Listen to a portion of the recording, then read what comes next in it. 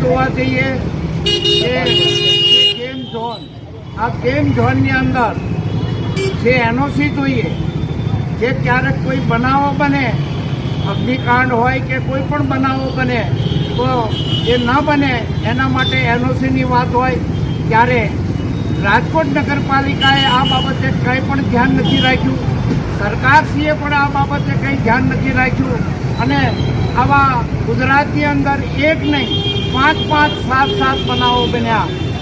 વડોદરાની અંદર હરણીકાંડ હોય, એ જ રીતે સુરતની અંદર તક્ષશિલાનો જે બનાવ બન્યો, મોરબીની અંદર કે મોરબીનો પૂરતો ચૂહોલ કે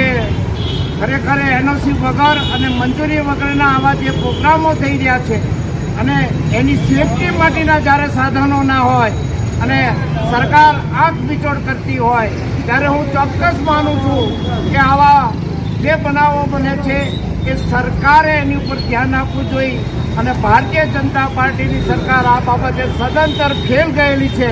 અને એમને એમની જવાબદારી સ્વીકારવી જોઈએ. સરકારી અધિકારીઓ પણ આ બાબતે ધ્યાન નથી આપતા.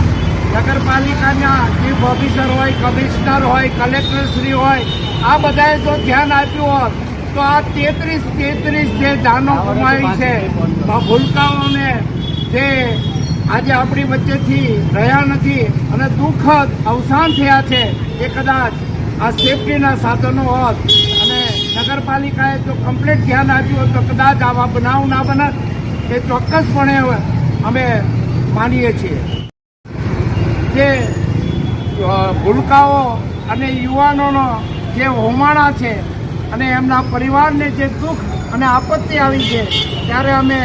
આવા ભૂલકાઓને, એમના પરિવારને શ્રદ્ધાંજલિ રૂપે અમે એમની શ્રદ્ધાંજલિ આપવા માટેનો આજનો આ પ્રોગ્રામ અહીંયા અમે રાખ્યો છે.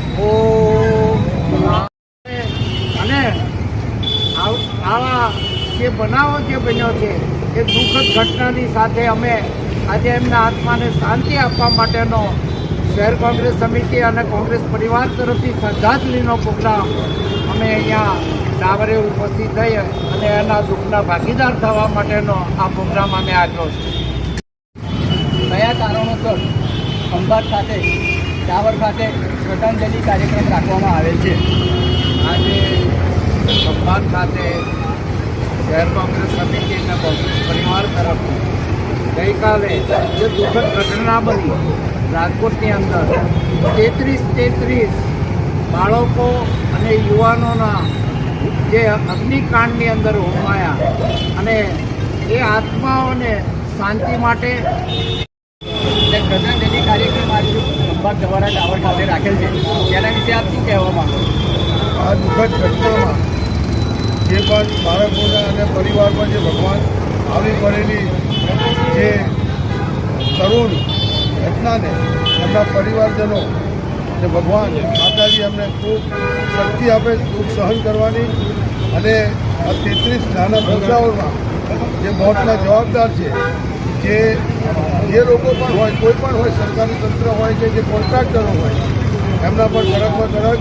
કાયદાનો કોરડો વીજવો જોઈએ, તો જે સાચી શ્રદ્ધાંજલિ એમના પરિવારોને મળી કહેવાય.